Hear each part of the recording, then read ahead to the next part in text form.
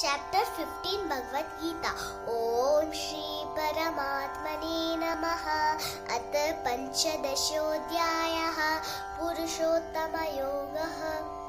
Shri Bhagavanuvacha Urdhvamulamadash-shakam Ashvattam Rahuravyayam Chandamsi yasya parnani Yastam Veda Savedavit Adasthodam Prasutastasya Shakaha Guda Pravruddha Vishaya Pravala Adascha Mulanyanusantitani Karmanubandeni Manushya-loke Narupamasya tatopalapyate Nato na chadirna cha samkratishta Ashvattamenam suvirudamulam Asanga-shastrena dridena chitva Tatapadam tatparimargitavyam Yasmingata nivartanti bhuyaha Tameva charam purusham trapadye Yata pravritti prasuta purani Nirmala mohajita sanga josha Adhyatma nitya vinivritta kama Dvanvai vimukta sukha dukkha sanye Gacchantya-mūಢā padamavyayam tat na tad-bhāsayate suryah na shashanko na papakah yat gatva na nivartante tad-dhāma paramam mama mamayvamsho jīva-loke jīva-bhūtah sanātanah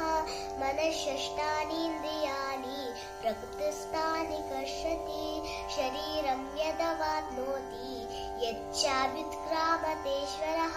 गृहीत्वैतानि संयाति वायुर्गन्धानि वाशय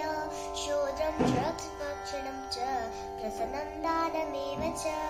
अधश्चायमनश्चायं विषयादुपसेवते उत्क्रामन्तं स्थितं पापी गुञ्जानां वा गुणान्वितं विमूढानानुपश्यन्ति ज्ञानचक्षुषः यतन्तो योगिनश्चैनं पश्यन्त्यावण्यवस्थितं यतन्तो प्रकृतात्मानः नैनं पश्यन्त्यचेतसः यदादित्यदतं तेजः जगद्भासयतेऽखिलं यच्चन्द्रमसि यच्चाग्नौ तत्तेजो विद्धि मामकं गामाविश्य च गूढानि धारयाम्यहमोजसा पुष्णामि चौषधी सर्वाः सोमो भूत्वा न सात्मकः अहं वैश्वानरो भूत्वा प्राणिनां देवमाश्रितः प्राणापानसमायुक्तः पचाम्यन्नं चतुर्विधं सर्वस्य चाहं हृदि सन्निविष्टः मत्र स्मृतिज्ञानमपोहनं च वेदैश्च सर्वैरह वेदविद्यः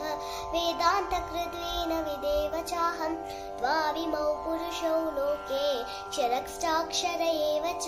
क्षरः सर्वाणि भूतानि कूटस्थोऽक्षर उच्यते